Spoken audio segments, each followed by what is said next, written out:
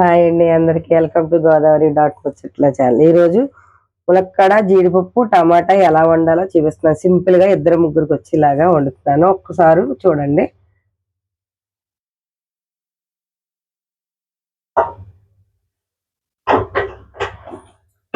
First stove వెలిగించాను, కళాయి పెట్టా.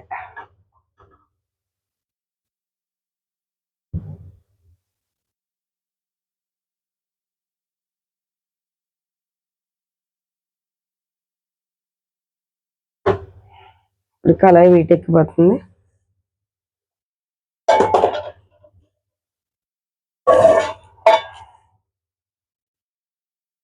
Oil వేస్తాను, తగినంత ఆయిల్. ఇంకా తక్కువ వేసాను, ఎక్కువ వేయలేదు.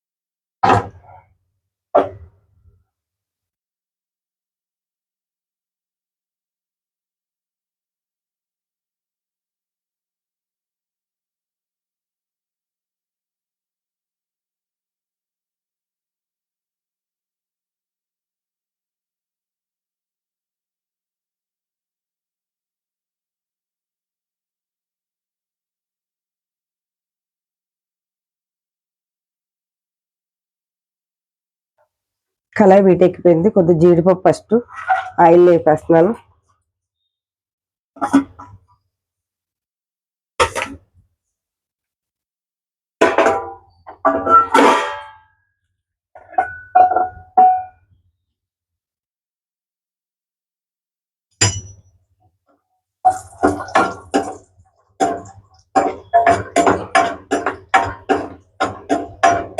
మరి రోస్ట్గా కాకుండా మీడియంలో వేయించుకోవాలండి. మరి రోస్ట్ అయితే కూర చేదు వస్తుంది, తినడానికి కూడా జీడిపప్పు టేస్ట్ ఉండదు.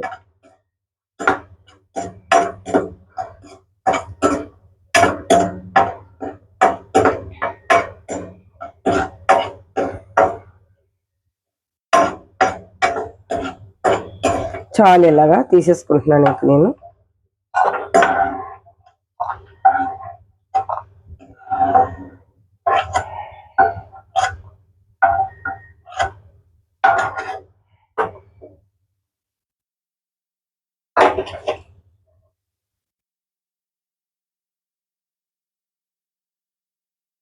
ఇప్పుడు అదే ఆయిల్లో ఉల్లిపాయలు కూడా వేసుకుంటున్నా.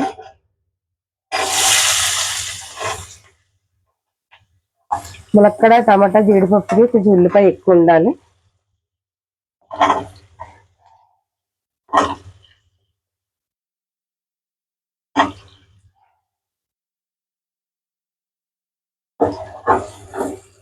నేను 4 ఉల్లిపాయలు కొద్ది పెసరేజ్ తీసుకున్నానండి. ఈ కళాయిలో అయితే ఎక్కువ ఆయిల్ కూడా పట్టదు మనకి.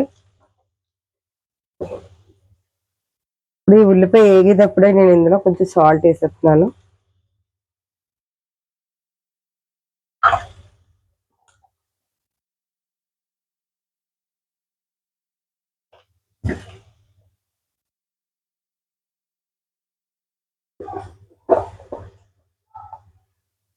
కొంచెం పసుపు కూడా వేసాను.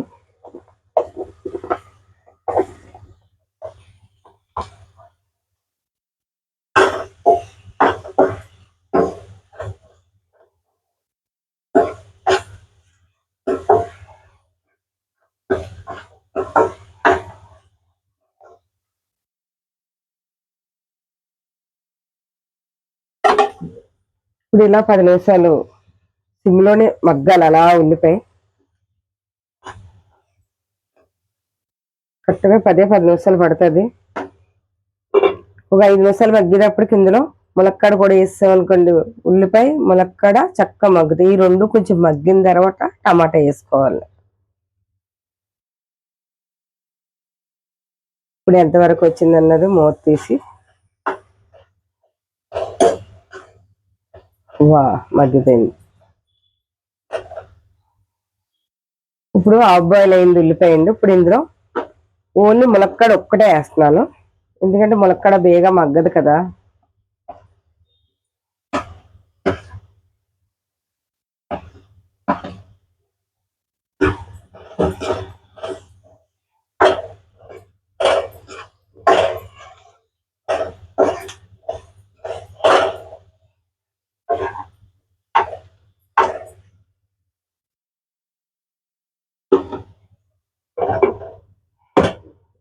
ఇలా సిమ్మిలో ఇంకొక 5 నిమిషాలు ములక్కాడతో పాటు ఉల్లిపాయ అది మగ్గనిద్దామండి.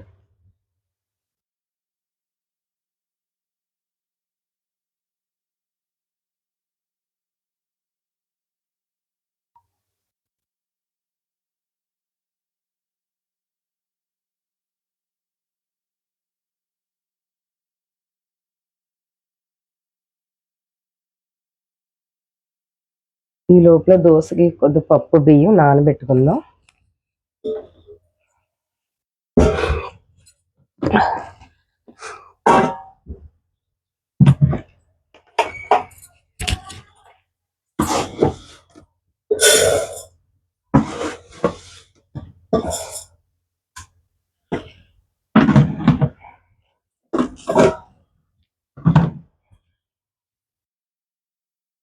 ఈ బియ్యం 2 గ్లాసులు వేసుకున్నాను, చిన్న గ్లాస్ తోటి.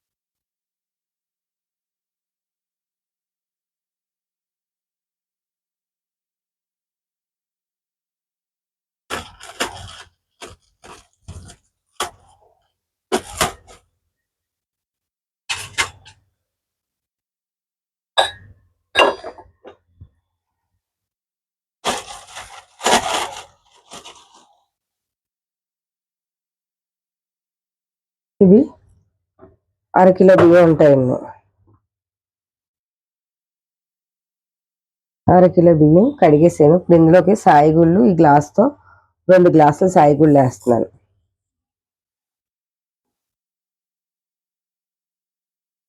ఎందుకంటే దోశ మనకి చాలా మెత్తగా రావాలి కాబట్టి.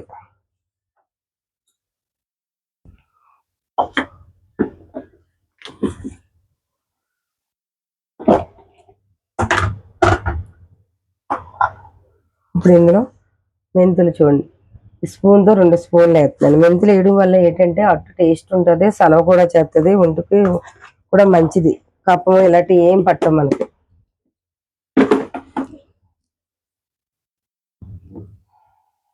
చూసారా, మినపగుళ్ళు, మెంతులు, బియ్యం.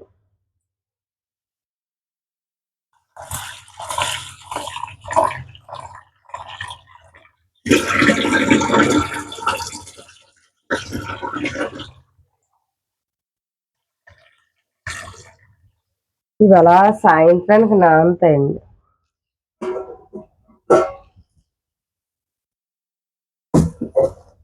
మన కూర ఈ లోపల మయ్యాన్ని ఏదో పని చేసుకోవచ్చు.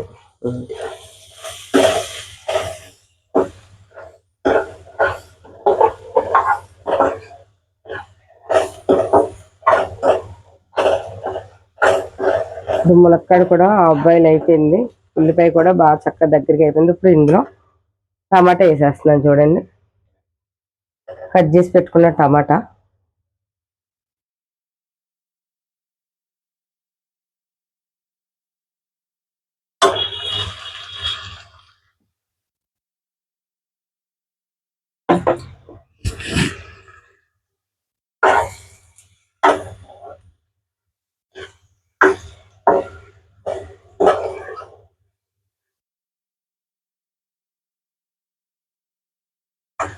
దీనిలో ఆల్రెడీ మగ్గేటప్పుడు పసుపు ఉప్పు వేసాను కాబట్టి అండి ఉప్పు సరిపోదు, ఇంకొంచెం వేస్తున్నాను.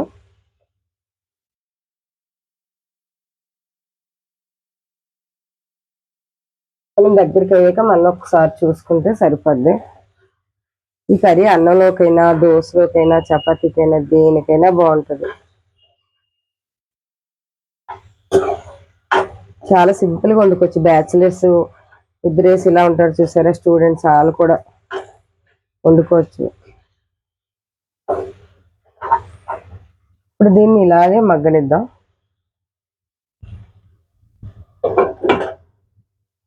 సిమ్లోనే మగ్గాలి అది.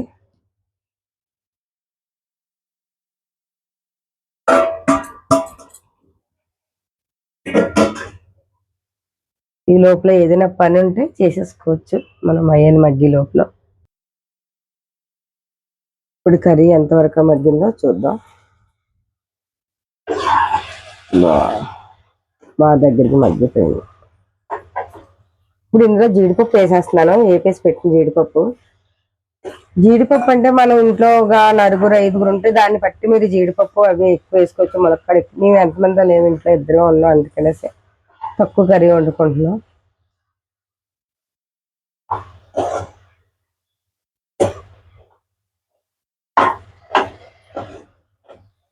ఇది దగ్గరికి అయిపోయింది కాబట్టి దీంట్లో తగినంత కారం వేస్తున్నాను. కారం ఎక్కువ తినేవాళ్ళు ఎక్కువ తినండి, తక్కువ తినేవాళ్ళు కాబట్టి కొంచెం తక్కువ వేస్తాను. నేనైతే ఎక్కువ తింటాను, మా అమ్మాయి బాగా తక్కువ కారం.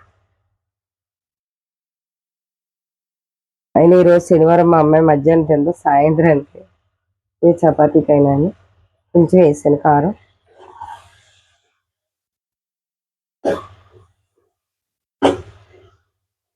పచ్చిమిరకాయలు అవి వేసాను కాబట్టి కారం మళ్ళీ ఎక్కువ అయిపోద్దేమో అని.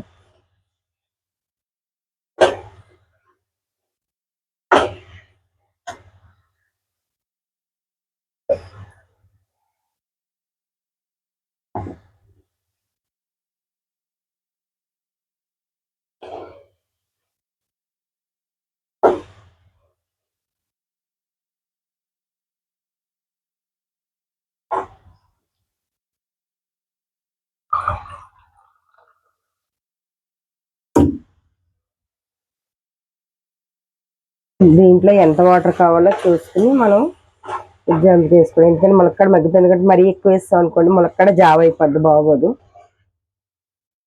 నాకైతే ఈ వాటర్ సరిపోద్ది కర్రీకి అనిపించింది, ఇంకా అదే వేసాను.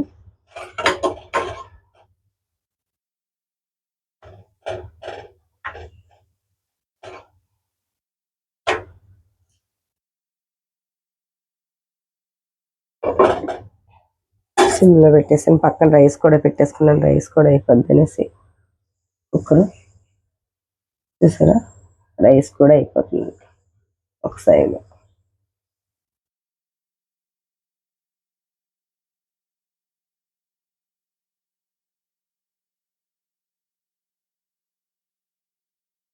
కర్రీ దగ్గరికి అయిపోయింది.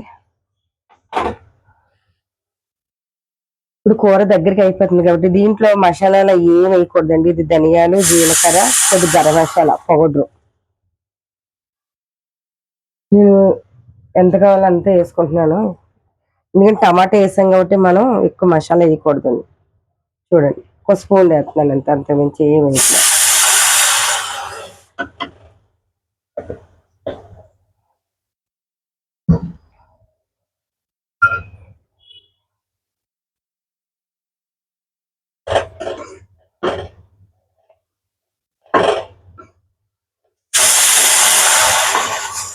రైస్ కూడా అయిపోయింది.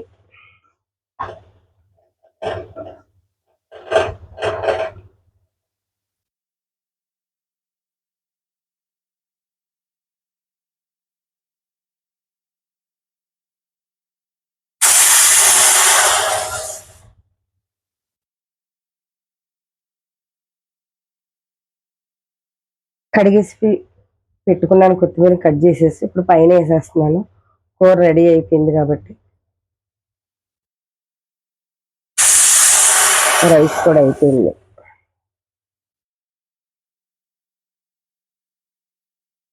స్టవ్ ఆఫ్ చేసాను కర్రీకి.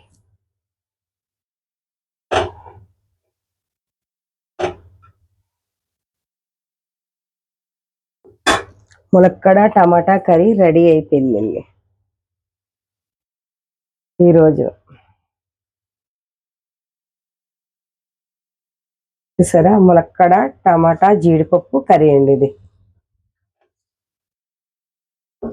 ఇది వేడి వేడి రైస్లో వేసుకు తింటే సూపర్ ఉంటుంది. రైస్ కూడా ఇప్పుడు అయ్యింది కాబట్టి కొంచెం చల్లారాక నేను పెట్టుకు తిన్నాక ఎలా ఉన్నది అన్నది చూపిస్తాను టేస్ట్.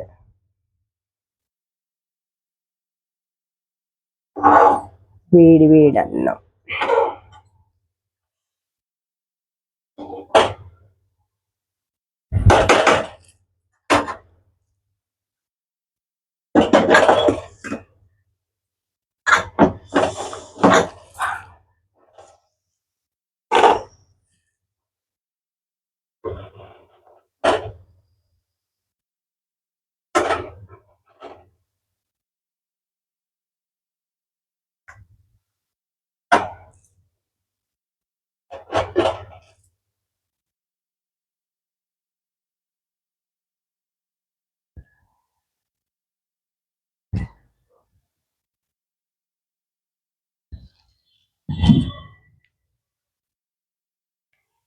ఈ వేడి వేడి అన్నంలో కాలిఫ్లై రెండు వేడే, కూర వేడే, రైస్ వేడే.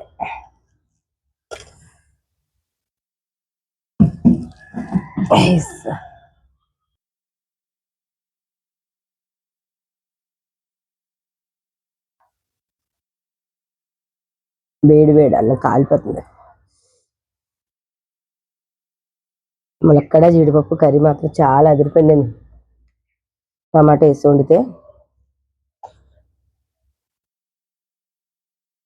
ఎంత బాగుందంటే కర్రీ, అంత బాగుంది. మీ ఇంట్లో కూడా ఇలా వండుకోండి, చాలా సింపుల్గా అయిపోద్ది ఫ్రెండ్స్.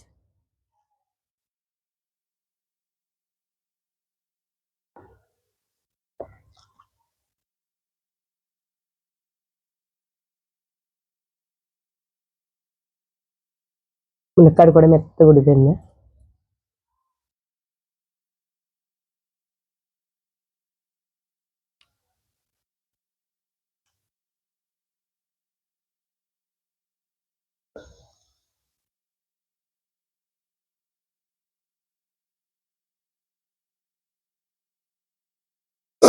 లేత ములక్కడ మనకు రంపున్న ఏమన్నా ఇలా వేడి వేడి అన్నంలో వేడి వేడి కూర వేసుకుంటే చాలా బాగుంటుంది. ఒక చేపల పులుసు ఉంటే మనకు చల్లగా తినాలి, చల్లబెట్టుకుని ఈ కూరలన్నీ వేడిగా తినాలి.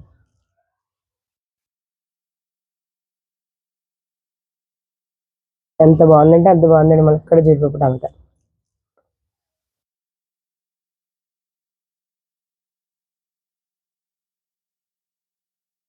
కామెంట్ సెక్షన్లో కామెంట్ చేయండి, లైక్ చేయండి, షేర్ చేయండి, మర్చిపోకండి. నా ఛానల్ గోదావరి డాట్ ముచ్చట్లు ఫస్ట్ నుంచి లాస్ట్ వరకు చూడండి. మీరందరూ చూడమట్టుకి, మీరు హెల్ప్ చేయమట్టుకి నేను ఇంతవరకు వచ్చానండి. నా ఛానల్ ఇంకా మోటివేషన్ అవ్వలేదు, కొంచెం అవ్వాలి. మీరందరూ హెల్ప్ చేస్తేనే నా ఛానల్ అవుతుంది. నాకు గంటలు ఇంకా తక్కువగా ఉంది.